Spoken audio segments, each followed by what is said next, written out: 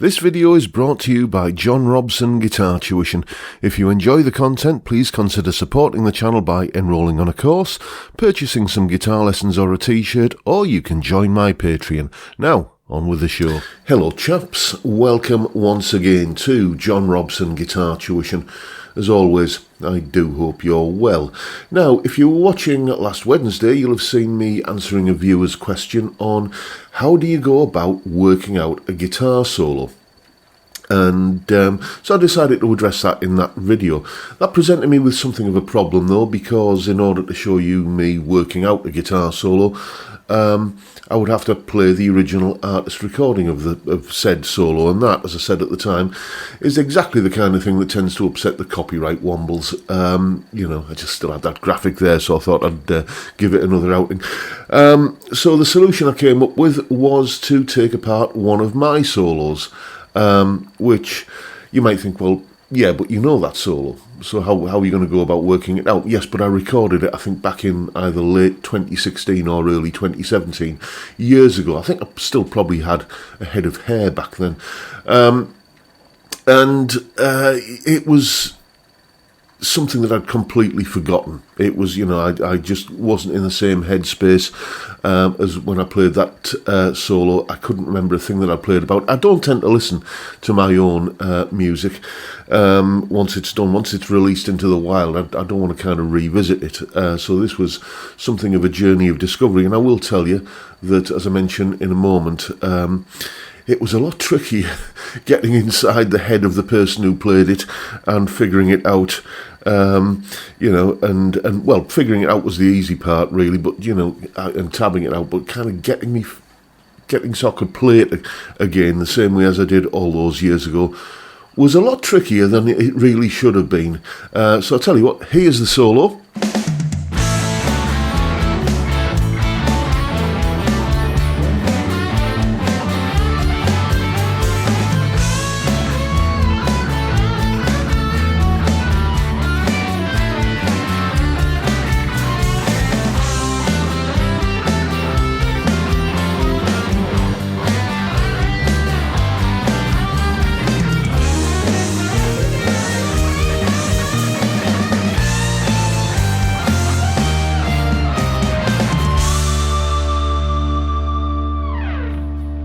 And here's an explanation of what I was getting up to in that solo. Solo explanation. Right then, let's see what's going on here. I will just say, I don't know if I should be telling you this, but you know, it's not uncommon for me to do these little solo analysis videos and do the actual performance of the solo and nail it in one take. This is one of my solos, and yeah, I didn't do that. I didn't get it in one take at all. So maybe that says something profound. I don't know what it is. But anyway, let's have a look at the chords we're playing over. If you saw Thursday's video, you'll know exactly what's going on. Here we've got A, D, C, G and E flat. And then a little rundown that we'll kind of talk about at the end. But the all of those kind of A, D, C, G and E flat chords are kind of bolted together into this sequence here.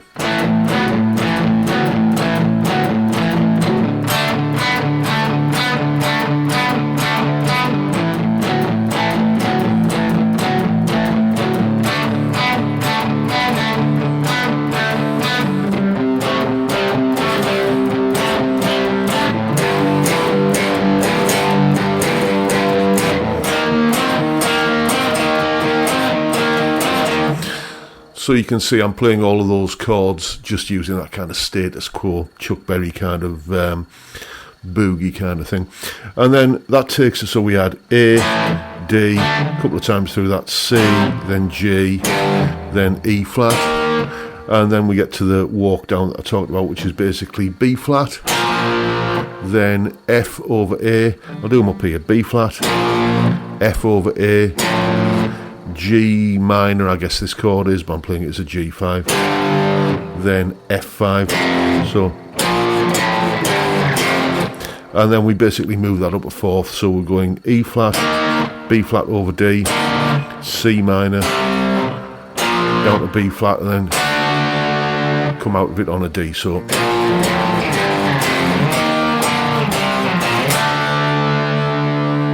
like that. And what I'm doing over all of these chords, that little kind of walk down at the end, we'll look at what I'm doing there, but it's basically just kind of targeting chord notes. It's one chord per beat, and I do one note per chord, basically chord tones. We'll look at that as we go through it, but all the rest of it, I'm basically treating all of these chords as little self-contained blues ideas. So over the A chord, I'm doing like standard kind of minor plus major pentatonic blues licks. You can see there, pattern 1 pentatonic, and adding the major third in there. Then when we get to the D chord, I basically come up like that. Notice that slight little minor to major third, or towards the major third bend there, bending the F note, which is in the D minor, towards the F sharp. You know, I do that kind of all the way through the solo, really. Then a little lick that I learned from Thin Lizzy's Waiting for an Alibi, which is, I find this a really accessible way of putting just a little bit of fiery stuff in, where you bend on just minor pentatonic pattern 1. I'm thinking D minor pentatonic here. Bend the 3rd string at the 12th fret, and then play the top 2 strings at the 10th fret, so like that, and then that little pull off there, 13 to 10 on the B string, like that. And quite often what I'll do is, because I'm lazy and the guitar will give me this note for free, just as a hammer on, I don't bother picking it. If the guitar's going to give me that note without me having to pay for it, then I'm going to take it. So, you know, basically I think I'm playing 5 notes per beat there, so a quintuplet. You know, and as I say, I've always found that a very easy way of putting a little bit of spicy stuff in. Then coming out of that, we're back onto the A chord again, so I'm playing a little A major pentatonic lick based on that sort of position there. I would call that position 4 of the A major pentatonic, and I also sneak in the G note there from, you can argue that's from like the minor pentatonic or the Mixolydian or whatever, but it just allows me to do that kind of Chuck Berry-ish kind of lick there, which we'll be seeing more of as we go through it. So this lick goes, let me.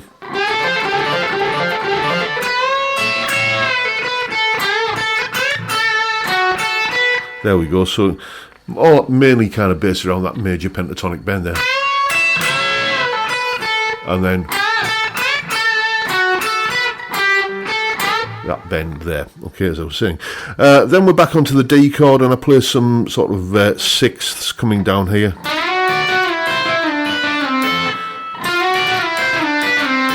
Like that, just basically using the D Mixolydian mode. I'm sorry to talk about modes, but basically think of it as a D major scale with the 7th note, the C sharp, turned into a C. That would be the note in the major scale. That's the note in the Mixolydian. And just arrange that into 6th to play that little run coming down there.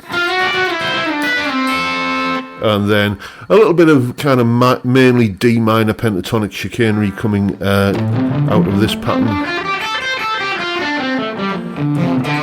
Down here, pattern 4 of D minor pentatonic, but I do add in the 6th note in there, the B note. So come on.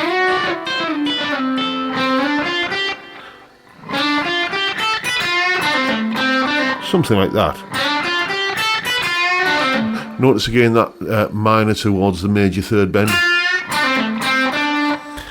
And that brings me nicely onto this C note here for the arrival of the C chord, and I just play a little bit of a C major pentatonic. Like that, and then start kind of mixing, I guess, the C major pentatonic pattern up here with the C minor pentatonic. Like this, just to kind of... That note's in the major, that note's in the minor, that note's common to both. That note's in the minor, minor to major 3rd again, so all this kind of standard blues stuff. And then we hit the G chord, where I do very much the same sort of ideas down on a G, minor to major third. Bending up to the from the flat 7 to the root there. And then, that's a lick that you've heard in solos by everybody from Chuck Berry to Ronnie Wood to Angus Young to everyone.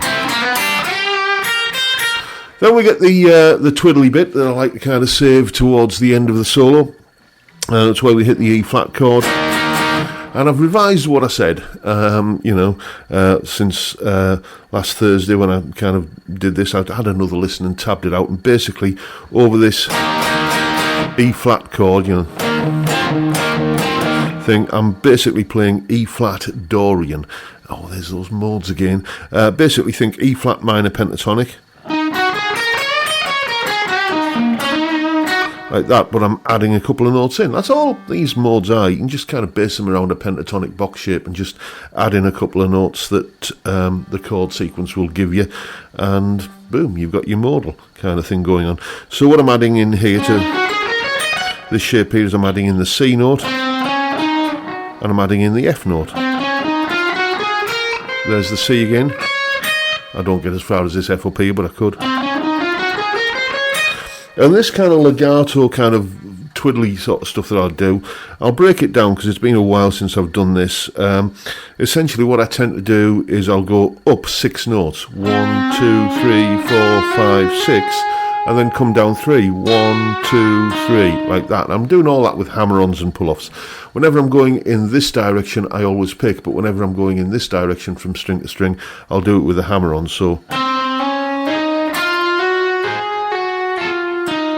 you can see going up 6, 1, 2, 3, 4, 5, 6, and down 3 with pull-offs and a hammer-on onto that string there.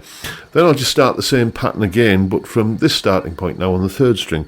1, 2, 3, 4, 5, 6, 1, 2, and I think I played here the actual flat 5, that blue note that we kind of add in to make things sound bluesy. 1, 2, 3, 4, 5, 6, 1, 2, 3, like that, and then just go up the remainder of the scale. Land here, and then I'm into that sort of Chuck Berry-ish kind of, like that. So that run all together goes like this.